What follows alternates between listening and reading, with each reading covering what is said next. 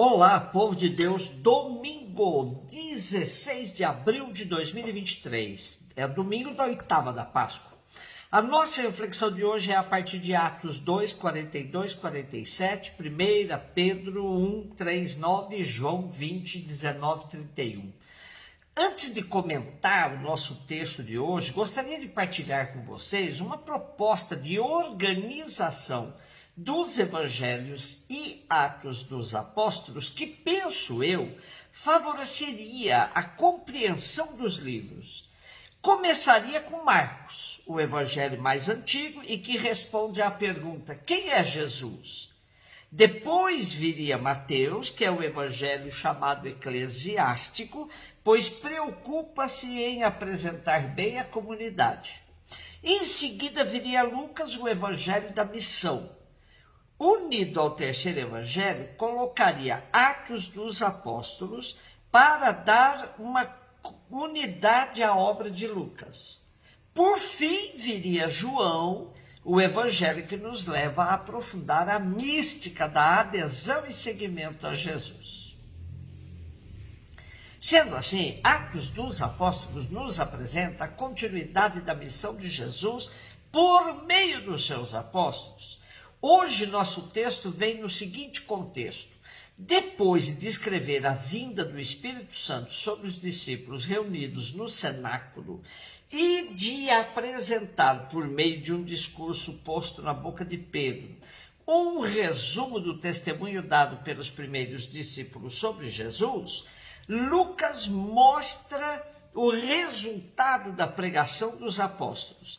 As pessoas aderem em massa. Lucas fala de 3.000 pessoas que nesse dia se juntaram aos discípulos. E nasce a comunidade cristã. Naturalmente, o sumário apresentado não é um retrato histórico rigoroso da comunidade cristã de Jerusalém no início da década de 30, embora possa ter algumas bases históricas. Lucas, porém, recorda o essencial da experiência cristã e traça o quadro daquilo que a comunidade deve ser. Pedro 1, de 3 a 9. Estamos hoje com um texto atribuído ao apóstolo Pedro, mas por meio de uma análise literária acurada, percebe-se que se trata de um escrito do final do primeiro século, depois dos anos 80. Ora, sendo que Pedro foi martirizado no ano 67, é óbvio que ele não é o autor desta carta. Trata-se de uma carta dirigida às comunidades da Ásia, Bitínia, Ponto, Galácia, Ásia, Capadócia e outras.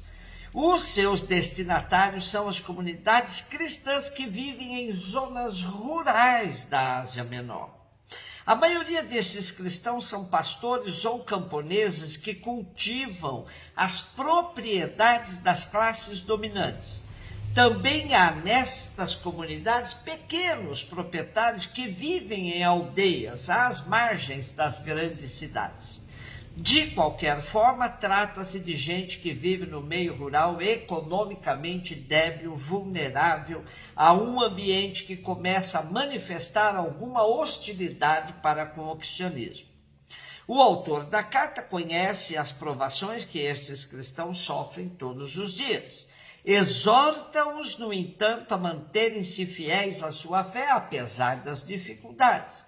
Convida-os a olharem para Cristo, que passou pela experiência da paixão e da cruz, antes de chegar à ressurreição, e exorta-os a manterem a esperança, o amor, a solidariedade, vivendo com alegria, coerência e fidelidade à sua opção cristã. João 20, 19, 31. Ao anoitecer daquele dia, o primeiro da semana, estando fechadas por medo dos judeus as portas do lugar onde os discípulos se encontravam, Jesus entrou, pondo-se no meio deles, disse: a paz esteja convosco. Depois dessas palavras, mostrou-lhes as mãos e o lado.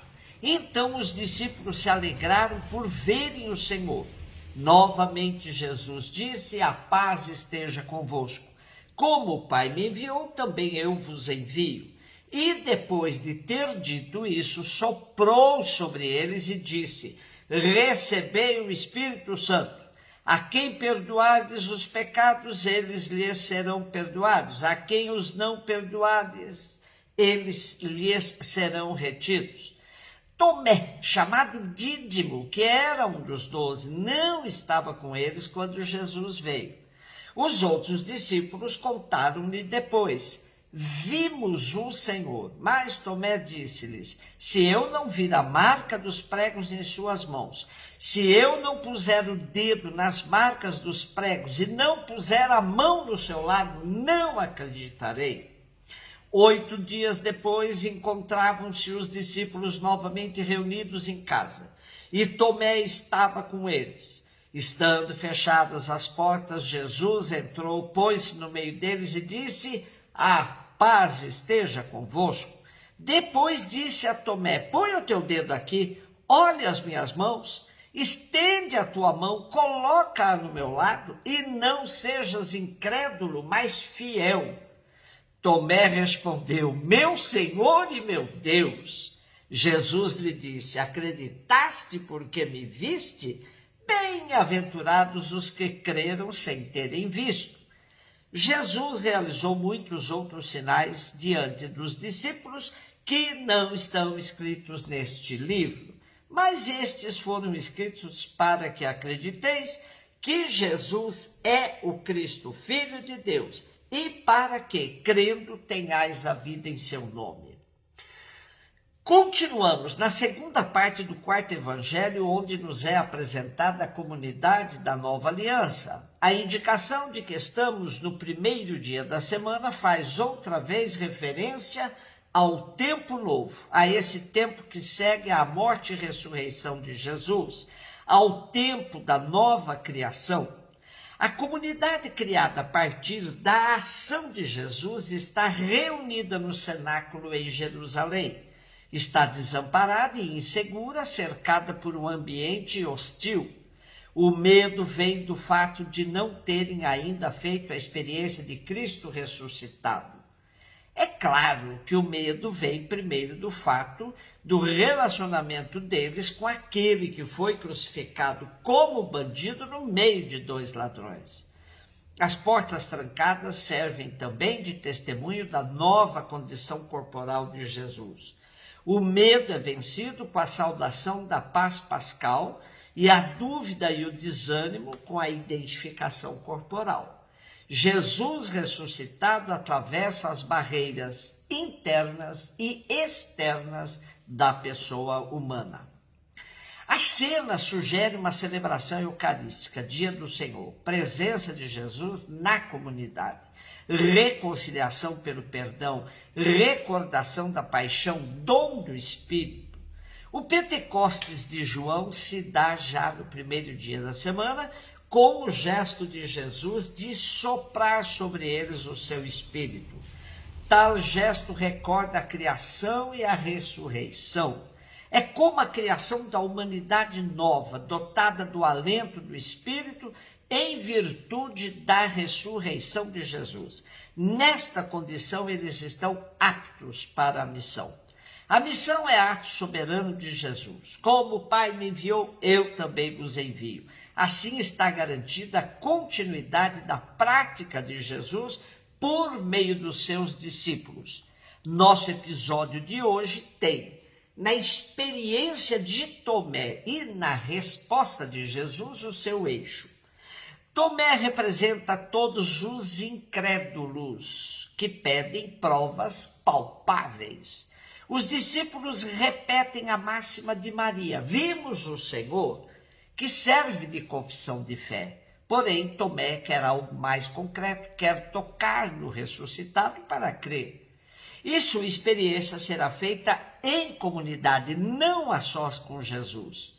É no meio da comunidade que Tomé poderá ver Jesus e professar a fé e a faz de maneira plena. Meu Senhor e meu Deus.